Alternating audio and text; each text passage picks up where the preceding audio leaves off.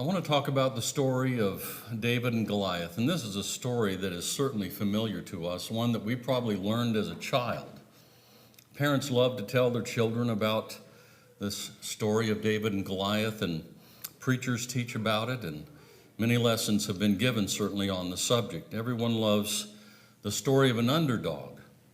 You know, that we like to root for the underdog team, and if they win the game or they win the match, then that's just great because they were considered to be the lesser of the two teams, or lesser of the two that were fighting against each other. But this story really isn't a story of David as an underdog. The moment that David stepped foot out onto this valley with Goliath, Goliath was doomed to die. And here's a little history. This history is a story of the introduction of David to becoming the king of Israel. Before the story of David and Goliath happened, Samuel had been commissioned to go to Bethlehem and anoint David as the next king of Israel. And we can read about that in Samuel 16 and verses 1 through 13. Samuel was afraid to go into Bethlehem to even do this because he was afraid he was going to get put to death if Saul found out what was going on. But God told him, you go in there and you take care of it anyway. Tell them that they're doing something else and you're offering sacrifice to God, but I want the next king anointed there. So King Saul had certainly lost favor with God due to his unlawful burnt offerings. If we notice in 1 Samuel 13, verses 7 through 14, we're just going to read verses 13 through 14. And Samuel said to Saul, you have done foolishly. You have not kept the commandment of the Lord your God, which he commanded you. For now the Lord would have established your kingdom over Israel forever. But now your kingdom shall not continue. The Lord has sought for him a man after his own heart, and the Lord has commanded him to be commander over his people, because you have not kept what the Lord commanded you. Also, we find in 1 Samuel 15 of verses 10 through 26 that Saul had also kept the plunder of the defeating of the Amalekites. Notice verse 26 of 1 Samuel 15. But Samuel said to Saul, I will not return with you, for you have rejected the word of the Lord, and the Lord has rejected you from being king over Israel. So David was to be the next king. We're going to have that. We notice that happens, but Saul's reign as king is going to diminish and go away. Let's do a little bit of description about David. David was the youngest of Jesse's 8 sons and was a shepherd, probably somewhere in the neighborhood of 15 to 18 when this story is told. The Bible describes him as in 1 Samuel 16 and 12, ruddy with bright eyes and good looking. So most Bible scholars agree that David had some kind of reddish tint to his hair, that he was healthy and handsome, according to whatever handsome was in that day. Some people think certain people are handsome and beauty, and some would disagree about that. Even though God doesn't choose someone based on their outward appearance, David fit that description. God doesn't look at the outward man, as sometimes, as he mentioned to Samuel in the previous 7th verse. It says, but the Lord said to Samuel, do not look at his appearance or at his physical stature, because I have refused him. For the Lord does not see as man sees, for man looks at the outward appearance, but the Lord looks at the heart. You know, sometimes we forget that. We want and we judge people based on their outward appearance, and we don't look at the heart. But that's what God was telling Samuel, when you're looking for this new king, because several men had come before him, and Samuel thought that that's going to be the king. That's going to be the king, but God rejected them. So he kind of chastised Samuel for looking at the outward appearance. So Samuel had been looking at these older brothers and thought that one of them was going to be anointed king, but David appears to be small because of his youth. It is not what Samuel was really kind of looking for. He had in his own mind, he thought the Lord was going to accept. So we find that through all this, Saul is distressed. After David is anointed to be the next king, the Bible tells us in 1 Samuel 16 and verse 14, but the Spirit of the Lord departed from Saul, and a distressing spirit from the Lord troubled him. Now Saul wants one of his servants to go and search out someone that can soothe him because of this distress. That he wants to find someone that can play a harp to soothe his spirit. Then in verse 18, then one of the servants answered and said, look, I have seen a son of Jesse the Bethlehemite, who is skillful in playing, a mighty man of valor, a man of war, prudent in speech, and a handsome person, and the Lord is with him. So Saul sends for David. And David comes and plays his harp for King Saul, and the Bible says in verses 21 through 23, so David came to Saul and stood before him, and he loved him greatly, and he became his armor-bearer. Then Saul said to Jesse, saying, please let David stand before me, for he has found favor in my sight. And so it was, whenever the Spirit of God was upon Saul, that David would take a harp and play it with his hand. Then Saul would become refreshed and well, and the distressing spirit would depart from him. So we don't know what, the Bible doesn't reveal to us what this distressing spirit was. It could have been just simple depression or anxiety or upset that David was going to be, that Saul had lost favor with God. It could have been some kind of mental illness for all we know. I don't know, but when David played the harp for Saul, it soothed him and it made him feel better. So God providentially places David in a position of importance with the king. Remember, it's through the lineage of David that Jesus is to be born. So remember that God always has a plan, and his will is what always comes out ahead. Now let's notice a little bit about the valley of Elah. Now David's set to defend God's name against this enemy, and the battle of Elah is about to begin. The Philistines were a Canaanite people that inhabited Israel before the Israelites came into the promised land. And the Israelites were not able to completely conquer the Canaanites and drive them out of this land totally.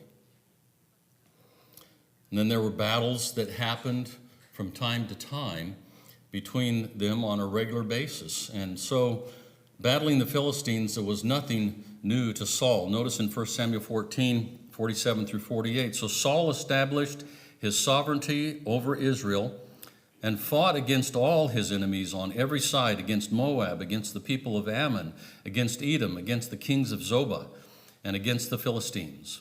Wherever he turned, he harassed them. And he gathered an army and attacked the Amalekites and delivered Israel from the hands of those who plundered them. Now in the 17th chapter of 1 Samuel, the battle of the valley of Elah is about to unfold. At the time of this history, the Philistines were trying to advance further up the hill through the Elah Valley towards the heart of Judah and take the cities of Bethlehem, Jerusalem, and Hebron that were inhabited by Israel. And this valley was along the pathway that came from the sea all the way up towards those cities. And so it was a common way to travel. It was a thoroughfare, if you want to say. And it was here in the valley of Elah that King Saul engaged the Philistines to stop them. Now you can see on the map here, this is just a modern day map, but you see the Dead Sea, and this area over here is Israel. But this is primarily where the Philistines were in power over here. And it was along this area is where Bethlehem and Jerusalem and Hebron are.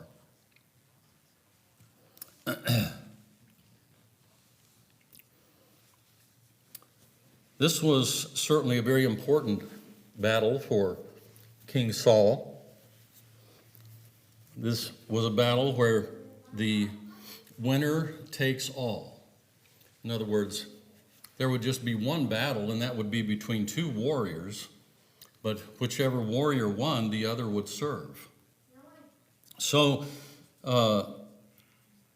and sometimes battles apparently were fought this way, and don't know why, other than they were just trying to save all their manpower and instead of just killing people.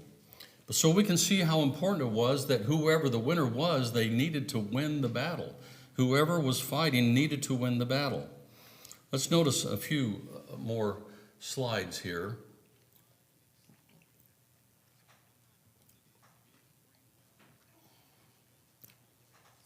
You can see here Jerusalem up here in this area, and Bethlehem down here, and then a little farther down is Hebron. But it's right over in this area is where this valley of Elah is, and it's not really that far. It's about 16 miles from Jerusalem as the crow flies, and about 14 miles from the area of Bethlehem. So it's right down here in this valley where this all happens. This, of course, is a modern-day aerial photograph of the area with agriculture in that area. So here's the battle setting in 1 Samuel 17. Now the Philistines gathered their armies together to battle, and were gathered at Soko. And Soko is right over here in this hill, and there's some remnants, I guess, you can find in that area right there, but that's where Soko was, which belonged to Judah. They encamped between Soko and Azekah, which is, over there. In Ephes Damim is what, and I don't know if that's the correct pronunciation. And Saul and the men of Israel were gathered together, and they encamped in the valley of Elah. So here's where the Philistines were on this side, camped along here, and they said this was kind of like their encampment or maybe their support area over here in this area, but there's where all the battlefield was, or all the army of the Philistines, and here's where all the army of the Israelites were on this side. And these are kind of hilly areas over here on this side, a little bit of cliff area right in here, and over on this side another hill, and this is the valley of Elah right here in the middle.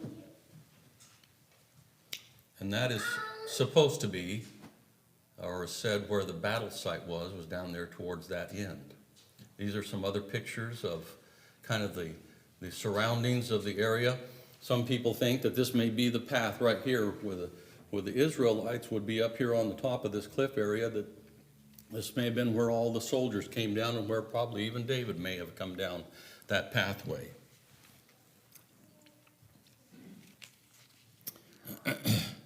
And Elah is named after what is called a terebinth tree. You hear that word used often in the Bible, and it's really something that's similar to an oak tree or of that variety.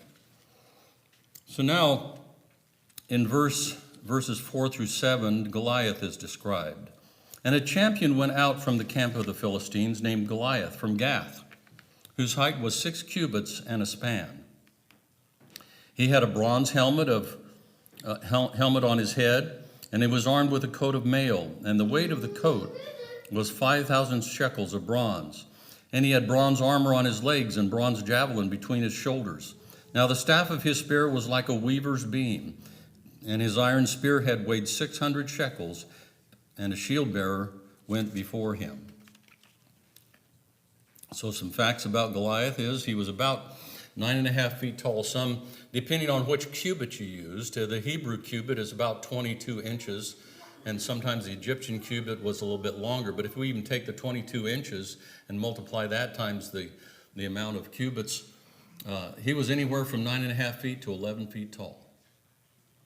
That's what the Bible says. Now this area back here in the back, this ceiling right here is somewhere about probably 8.5 feet tall. This may be somewhere in the neighborhood of about 12 feet tall. So that gives you a little bit of an idea how large this man was. His armor weighed about 125 pounds. The head of his spear weighed 15 pounds, just the head of his spear. And was probably certainly one of the best fighters that the Philistines had. One scholar, or several scholars, mentioned that somewhere in the neighborhood of 250 pounds is what all the armor of Goliath weighed. Well, some of us aren't even 250 pounds, and try to carry someone else that weighs 250 pounds would certainly be a burden. The Bible describes Goliath as an undefeatable warrior. His size was almost twice the size of some of the Israelites. It would certainly take a strong man to carry all that armor into battle, and he was, I guess, considered probably the ultimate warrior. So now Goliath challenges Israel in verses 8 through 11. Then he stood and carried out to the armies of Israel and said to them, "Why have you come out to line up for battle? Am I not a Philistine, and you the servants of Saul? Choose a man for yourselves and let him come down to me. If he is able to fight with me and kill me, then we will be your servants. But if I prevail against him and kill him, then you shall be our servants and serve us." And the Philistines said, "I defy the armies of Israel this day. Give me a man that we may fight together." So here's Israel's reaction in verse 11. When Saul and all Israel heard these words of the Philistine, they were dismayed and greatly afraid. So, Saul's looking at this, and probably all those soldiers were looking at this man and going like, there's no way I can beat this guy. Who's going to step up? Apparently no one. And we'll find out a little bit more about that. Up until this point, all the armies of King Saul, there was one man that would step up to the challenge of Goliath. Certainly what went through their mind, if I step out there to try to fight this guy, it's going to be instant death for me. It says, now David was the son of the Ephraite of Bethlehem, Judah, whose name was Jesse, who had 8 sons. And the man was old, advanced in years in the days of Saul. The 3 oldest sons of Jesse had gone to follow Saul to the battle. The names of his 3 sons who went to the battle were Eliab, the firstborn, next to him Abinadab, and the third Shammah. David was the youngest, and the 3 oldest followed Saul, but David occasionally went and returned from Saul to feed his father's sheep in Bethlehem. And the Philistines drew near and presented himself 40 days, morning and evening. So we see here that this taunting of the army of Israel had been going on for 40 days now. And it would seem that one side or the other would get tired of this day after day after day, the same thing happening, and maybe someone would walk away, but you don't walk away in battle. If you do, you're called a coward. And nobody was going to do this. There's probably all kinds of, you're the leader of a people, and you don't want to walk away and look like a coward and be called a coward. So while Goliath was challenging the army of Saul every day for 40 days, David was home tending his father's sheep. In verse 17, then Jesse said to his son David, take now for your brothers an ephah of this dried grain and these 10 loaves, and run to your brothers at the camp, and carry these 10 cheeses to the captain of their thousands, and see how your brothers fare, and bring back news of them. Now Saul and they and all the men of Israel were in the valley of Elah fighting with the Philistines. So David rose early in the morning, left his sheep with a keeper, and took the things and went as Jesse had commanded him. And he came to the camp as the army was going out to fight and shouting for the battle. For Israel and the Philistines had drawn up in battle array, army against army. Now, apparently, it seems as maybe they would spend the evenings up on the hillside, and maybe then during the day they would come down into the valley and stand in front of each other, across from each other, and then they would be taunted by Goliath, saying, "Send somebody out here to fight me, send somebody out here to fight me." So they had drawn up in battle array, army against army, it says. And David left his supplies in the hand of the supply keeper, ran to the army, and came and greeted his brothers. Then as he talked with them, there was the champion, the Philistine of Gath, Goliath by name, coming up from the armies of the Philistines.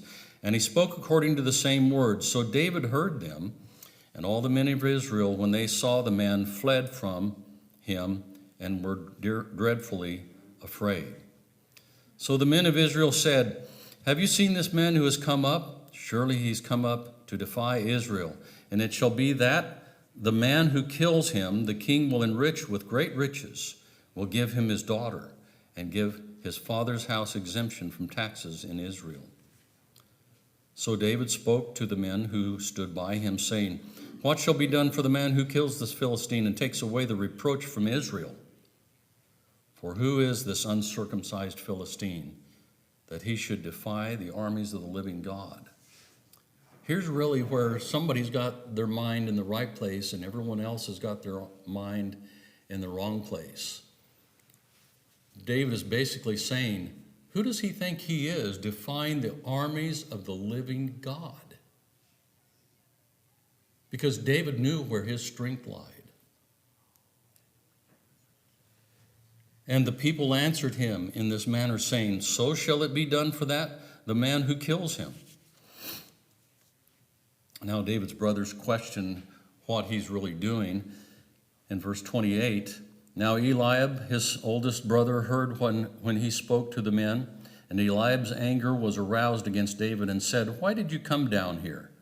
And with whom have you left those few sheep in the wilderness? I know your pride and the insolence of your heart, for you have come down to see the battle."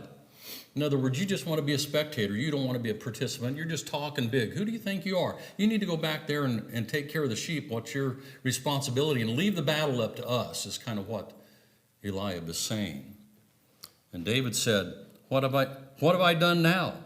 Is there not a cause, or is there not a purpose for me being here? First of all, I was told by my father to bring supplies here and to see how you folks were doing down here, how the battle was going, and if you guys were okay. Is there not a cause?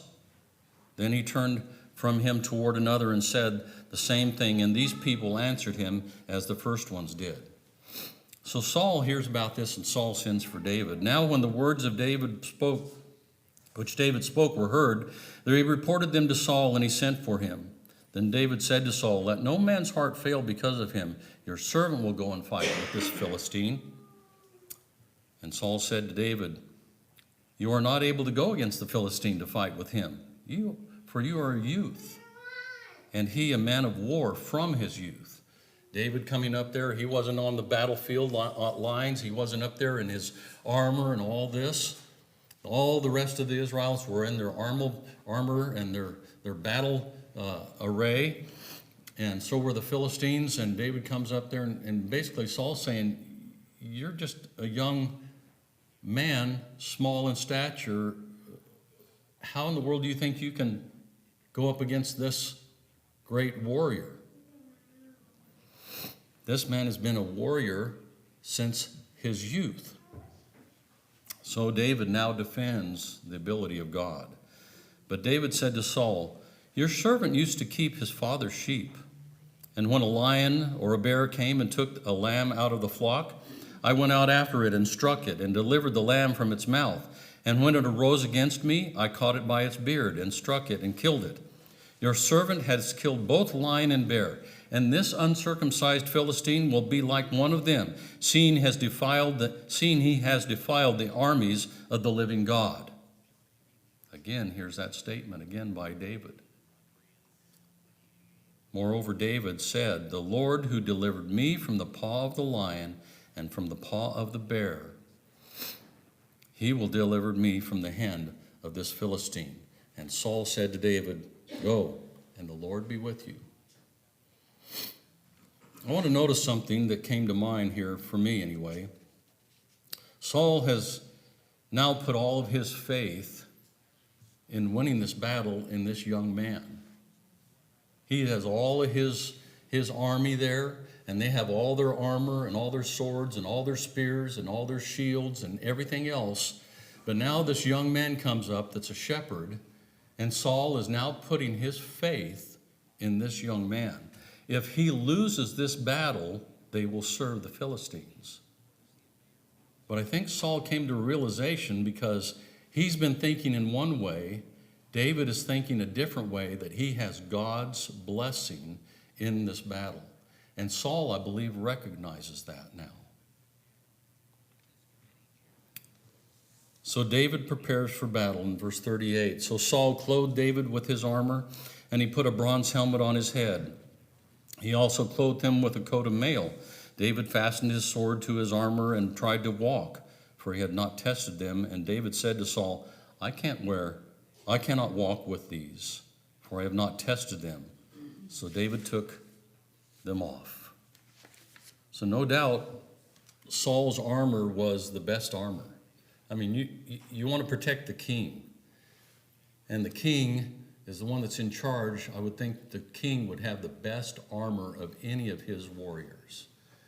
And this is what Saul wants David to wear. But David can't even put this stuff on and do what he needs to do. He can't be nimble. He can't be fast and take on this giant of a man with this. So he takes off all of this protection. Then he took his staff in his hand, and he chose for himself 5 smooth stones from the brook, and put them in a shepherd's bag, in a pouch which he had, and his sling was in his hand. And he drew near to the Philistine. So the Philistine came and began drawing near to David, and the man who bore the shield went before him. Now that's not before David, that's before the Philistine. And when the Philistine looked about and saw David, he disdained him, for he was only a youth, ruddy and good-looking. I'm sure that Goliath was really quite surprised that Saul would send this young man with no armor on out to do battle with him. If you're going to fight a battle like this, you would think Saul would send the very best soldier with all his armor, with all his weapons. And to Goliath, it probably seemed like just a waste of time. So he goes on to say, so the Philistine said to David, am I a dog that you would come to me with sticks? And the Philistine cursed David by his gods. And the Philistine said to David, come to me, and I will give your flesh to the birds of the air and the beasts of the field. Then David said to the Philistine, you come to me with a sword, with a spear, and with a javelin, but I come to you in the name of the Lord of hosts, the God of the armies of Israel, whom you have defied. This day the Lord will deliver you into my hand, and I will strike you and take your head from you. And this day I will give the carcasses of the camp of the Philistines to the birds of the air and the wild beasts of the earth, that all the earth may know that there is a God in Israel. Then all this assembly shall know that the Lord does not save the sword and the spear, with sword and spear, for the battle is the Lord's, and he will go, and he will give you into our hands. So he tells this Philistine, it really doesn't matter what you have. It really doesn't make any difference what you have, how much armor you have, how many weapons you have. I am here in the name of God, the Lord of Israel. And we and I will take you today and kill you, basically, is what he's saying. David knew his power came from God and was not the least worried about the outcome. He knew where he gained his strength. It was God. God was on his side, regardless of the weapons that Goliath had, and regardless even what David had with him. Being a shepherd, David knew how to use his sling. He probably spent many hours out there just watching the sheep. This isn't a 24-hour day, even though you've got to be there 24 hours a day, if you want to say that. But you don't have to be busy all the time watching sheep eat grass. So he had probably plenty of time to use this sling and know how to use it to ward off the things that would be danger to the flock. One thing a leader in war wants to never do is underestimate the enemy. And Goliath stood there with all his armor, with his sword, with his shield, with all this in his hand, and David stood before him with simply a staff and a sling and 5 stones. But David had God with him. So it was, when the Philistine arose and came and drew near to David, that David hurried and ran toward the army to meet the Philistine. Then David put his hand in his bag and took out a stone, and he slung it and struck the Philistine in his forehead, so that the stone sank into his forehead, and he fell on his face to the earth. So David prevailed over the Philistine with a sling and a stone, and struck the Philistine and killed him, but there was no sword in the hand of David. Therefore David ran and stood over the Philistine, took his sword and drew it out of its sheath, and killed him and cut off his head with it. Even before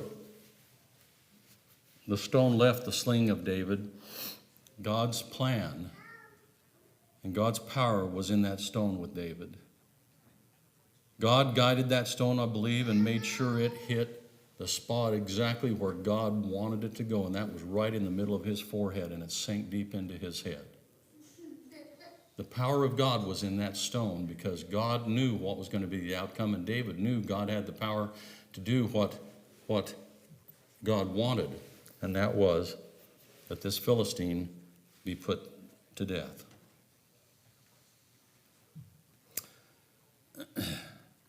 And the Philistines saw that their champion was dead, they fled. Now the men of Israel and Judah arose and shouted and pursued the Philistines as far as the entrance of the valley and to the gates of Ekron. And the wounded of the Philistines fell along the road to Shaaraim, even as far as Gath and Ekron. Then the children of Israel returned from chasing the Philistines, and they plundered their tents. And David took the head of the Philistine and brought it to Jerusalem, but he put his armor in his tent. So what is the lesson for us? One of the things that we can gather from this is better to trust in God rather than men. The Israelites had grown tired of God's style of leadership, and they wanted a king instead of judges to rule over them. So God gave them King Saul. The problem was the Israelites put their trust in King Saul and not in God. Saul was everything the Israelites wanted. Saul, from what I understand, was a big man, but eventually a bigger man comes along, and a bigger man showed up. Saul failed here in the story of David and Goliath.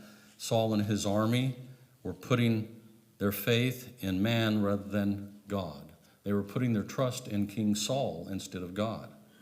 David comes along and has total faith in God and is able to accomplish in a few minutes what Saul had been dealing with for 40 days. Notice Psalm 118 and verses 8 through 9. It is better to trust in the Lord than to put confidence in men. It is better to trust in the Lord than to put confidence in princes. That's what the problem was, is they had put their trust in Saul. Number 2, it's better to trust God's methods rather than man's. David rejected Saul's armor and used nothing but a sling and a staff, and God wanted Israel to see that the people must trust in him and not big men. Now, if David had put on all this armor and went out there and fought this battle, they would have thought, well, he was lucky. But God made sure that David had the least of what he needed, but had the most power in what that was. And that is just a simple sling and a stone. So, they must trust God's methods and not man's method. Some people today put too much trust in men, or big preachers, big churches, mega churches, if you want to say. Paul said in the Corinthians, 1 Corinthians 11 through 1 Corinthians 1, 11 through 13, for it has been declared to me concerning you, my brethren, by those of Chloe's house, that there are contentions among you. Now I say this, that each of you says, I am of Paul, or I am of Apollos, or I am of Cephas, or I am of Christ. Is Christ divided? Was Paul crucified for you? Or were you baptized in the name of Paul? See, some follow these charismatic preachers, these charismatic churches, because it's what they like, it's what they want. We're not baptized into them.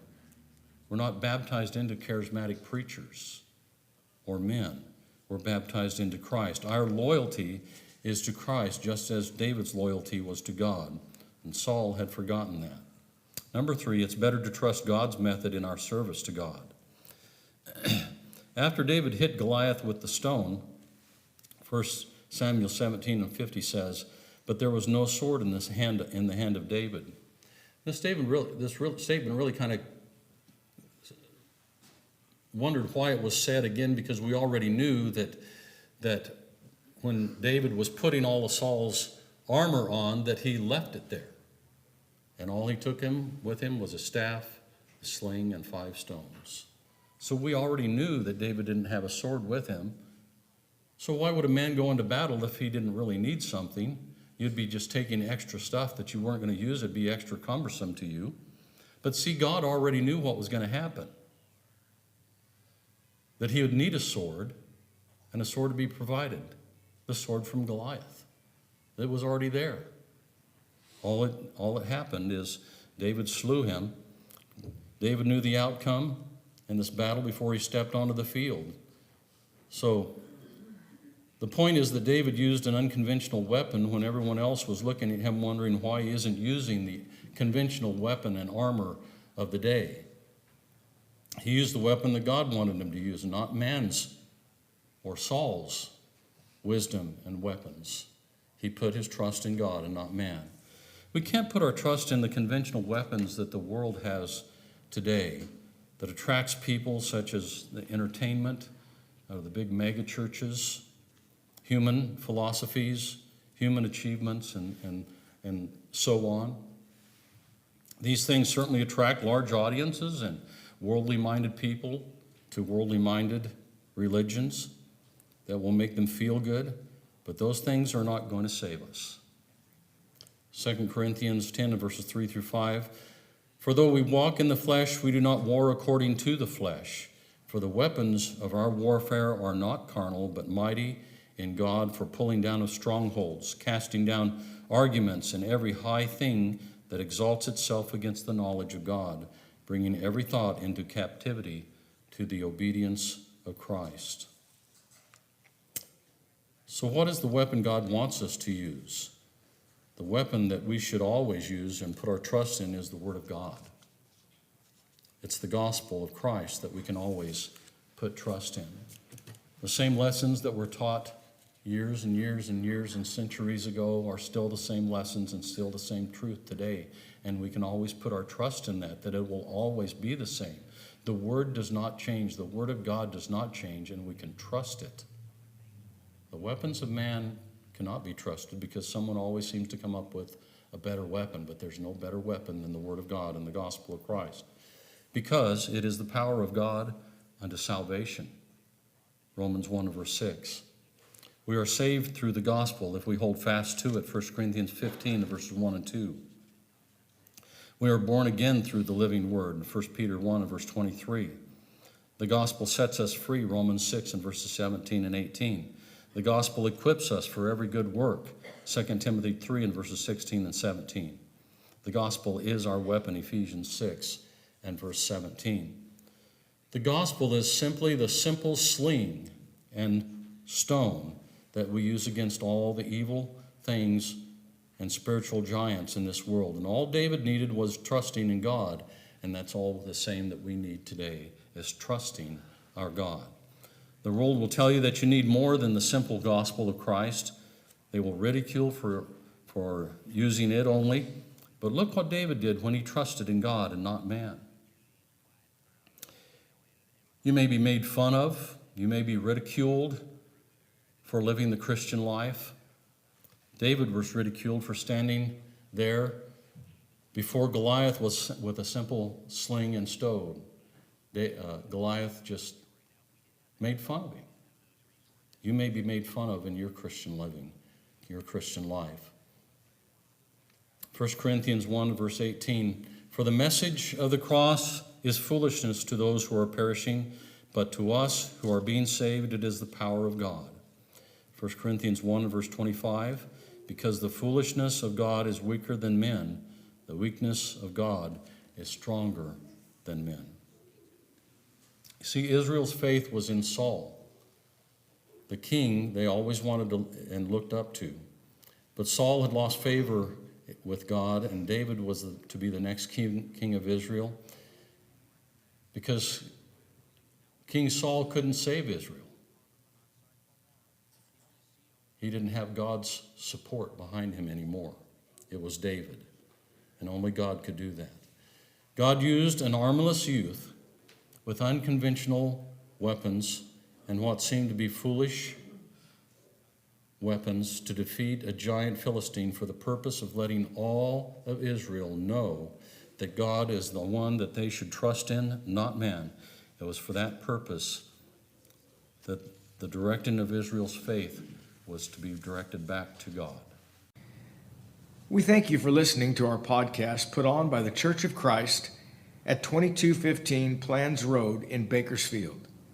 If you would like any additional information, or you would like to receive a free Bible correspondence course by mail, please email us at info@churchofchristbakersfield.com. Our service times are Sundays at 10:30 a.m. and 5 p.m., and Wednesdays at 7:30 p.m. Please make plans to join us. We would love for you to be our honored guest.